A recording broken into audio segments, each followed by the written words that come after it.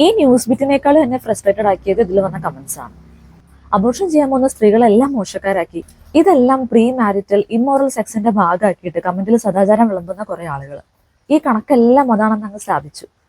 ഇവർ ഉദ്ദേശിക്കുന്ന ഈ അൺമാരീഡ് ന്യൂജൻ പ്രഗ്നൻസീസ് പണ്ടത്തെക്കാളും ഇപ്പൊ കൂടുന്നുണ്ടെങ്കിൽ കൂടി ഈ കണക്കിൽ അത് മൈനോറിറ്റി മാത്രമാണ്. ഈ സെയിം ഗ്രൂപ്പ് തന്നെ പ്രഗ്നൻസി അവോയ്ഡ് ചെയ്യുന്ന അവയർനെസിന്റെ കാര്യത്തിൽ മറ്റുള്ളവരെക്കാളും മുന്നിലുമാണ്.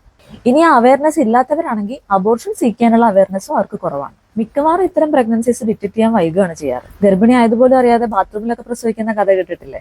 ഈ കണക്കിൽ മാക്സിമം ഉള്ളത് മാരീഡ് ആയിട്ടുള്ള ആളുകളുടെ അബോർഷൻ തന്നെയാണ്.